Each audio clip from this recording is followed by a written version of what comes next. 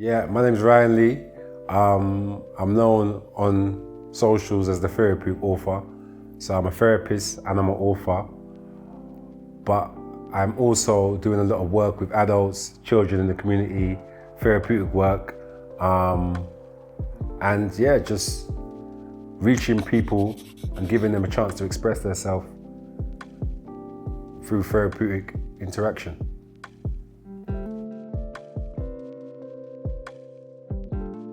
Well, I would say that I came from a two-parent home, so I always had that balance of knowing what a good mother was and a good father was.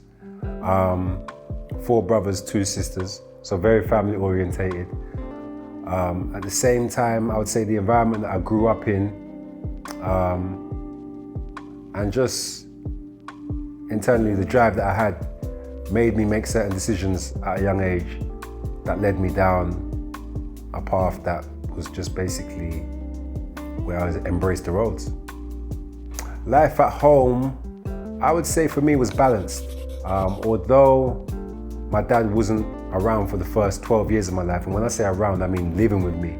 He was always there, he was always a positive role model. But I would say home-wise, there was a lot of love. I understand what a family unit's about, so I'd say home, I did have that love. When I left the house, I would say I began to do what naturally came to me, you know what I mean? And that was, at first, petty crime, smoking weed. That was more when you're 14, 15. And then by, I would say 16, I went from school straight into the prison pipeline. And I would say, yeah, life started getting more serious around 17 for me, yeah.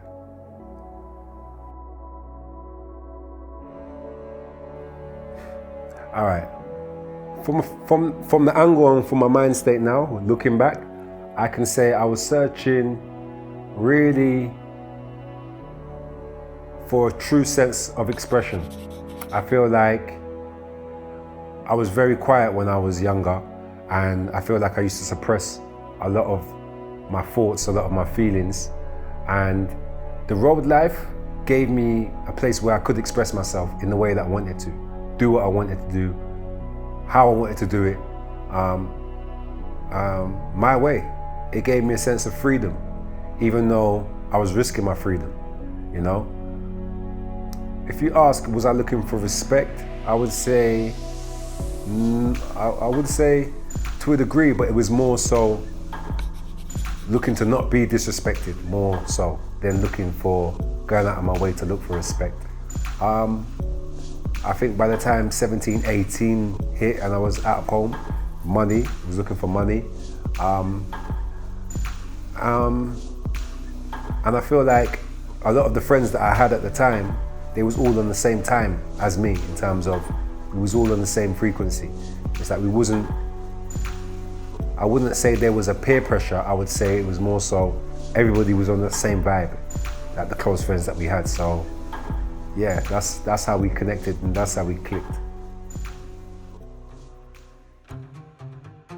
What ended up happening is I ended up getting into an incident with a young boy who had a knife at the time. I had a knife and he ended up getting stabbed. And it was just, to cut a long story short, a group of young youths came to my bus stop at the time, and they was chucking it, and it just turned into a situation where one of them got stabbed. He had a knife, I had a knife, but he ended up getting stabbed. Ended up, doing, I think, 18 months in a young offenders. I didn't really feel like I was in the wrong for what I did, so to speak, because I felt like I was defending myself, I was defending my brother at the time, and it was going to be either one of us that got stabbed that day. So I didn't really feel remorse, but I accepted basically what the sentence was and accepted what was happening. I think prison for me at that time, it was weird because it was a place where when it comes to suppression and suppression of thoughts, suppression of feelings, I think I dwelled even deeper to that. I went even deeper into that zone of not expressing myself, because prison's a place where you've got to be a lot observant. You've got to be aware of who you're sharing with. So I think although I made some solid connections, I think I did have to suppress my feelings, even in reference towards knowing how to respond to the screws. I mean, you can't just respond how you want to respond, so you've got to contain your emotions to a degree, you know? Getting out of prison at such a young age was a funny feeling. It was almost like,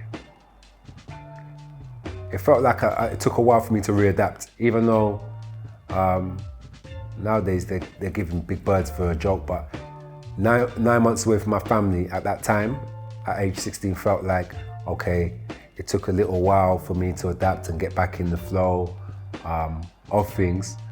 But I think by the time I had reached 17, I got my own place, and I had forgotten what prison life was about. I was more fueled by the hunger of wanting to basically feed myself, protect myself, and hit the roads. One thing I will say though about prison, is funny enough, is like space and routine. I learned about space and routine when it comes to reading, when it comes to gym, but then also later down in the life, I realized all of these things you can get all of these disciplines on road. You don't need to be in prison to get these sort of disciplines, you know? Things started to speed up around, I'd say, 17, 18. I'd say I was flirting with crime from a young age, but in terms of the speed and the rate of what we was doing and how we was doing it, I would say it sped up around, that age, 17, 18. I had made my decision that this was what I wanted to do in terms of the road life. So I didn't really see anything else or any other way. Like, I thought this was my way out, basically. So I think it didn't reach till maybe when I was 24, when I started boxing and I had my son.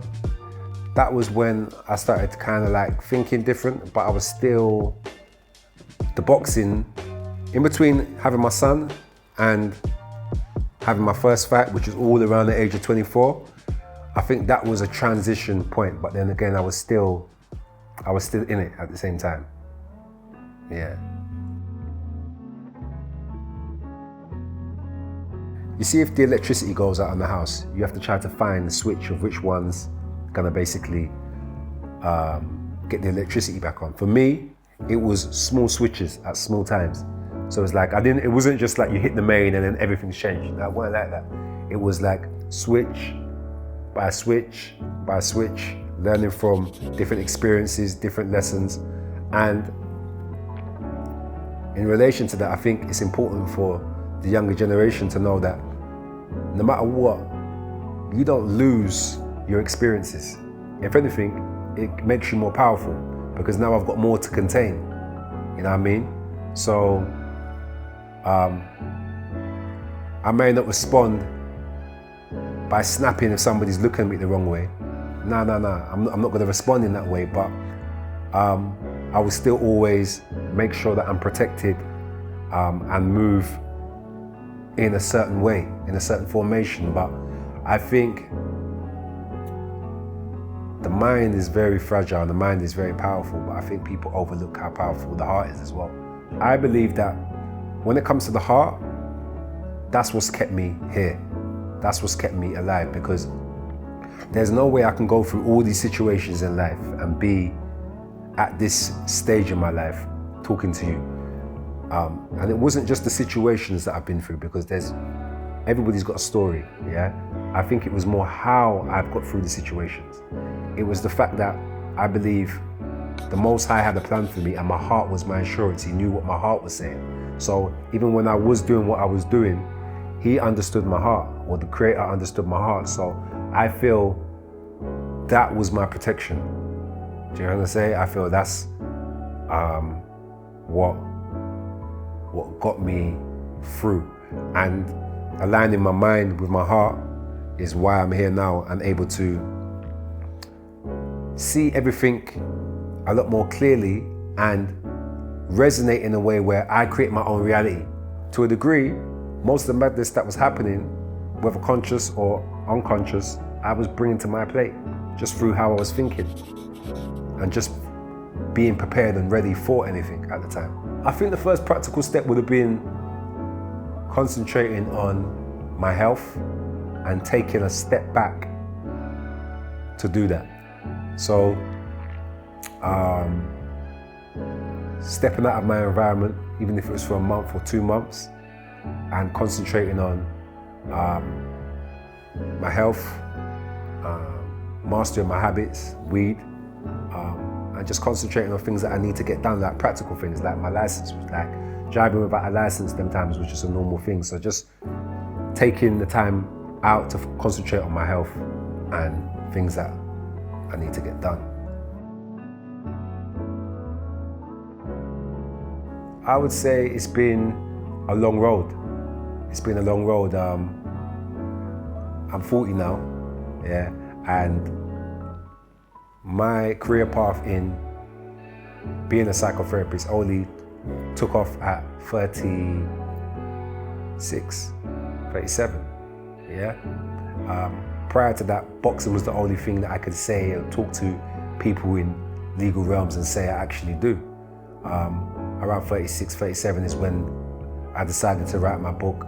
So, no, it wasn't a smooth ride. I would say there was a stage where, forget talking on camera, it'd be hard for you to even get a conversation out of me. You know what I mean? I keep my thoughts to myself, I watch, I observe. And again, I think that was, also something that protected me, knowing how powerful your words are, knowing that I've got to be accountable for my words. So if I say something, I've got to stand on it. If I'm doing something, I've got to stand on it.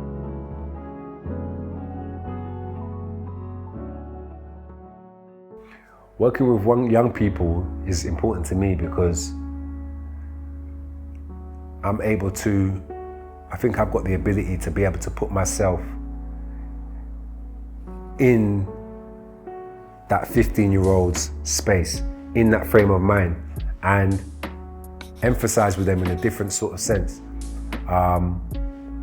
Also, again, we spoke about expression, but also giving them that place where they can really, truly express what's going on for them. And I understand how important it is when you are young and the imprints that one can have on a young child that can make them change their whole life. Often we want young people to change straight away. It's like with me, people wanted me to change straight away, but that's not how it goes. You gotta give people time, you know? You don't know what seeds are being planted when you're dealing with these young children, yeah? Who's to say? You don't determine when that seed sprouts, and you don't know what's going on underneath the ground. So for me, the importance of working with young people is almost like, it's like I'm giving back to myself to a degree. Do you know what I'm saying? Not like where I'm trying to rescue them, but just being that support system that understands both sides of the game. So if you could speak to yourself as a young person, what would you say? I would say, if I could speak to myself as a young person, I would say, don't take everything so personally. Remember how important you are. You can achieve anything that you want to achieve, truly. And just know that you are created by the highest form of creation. No problem.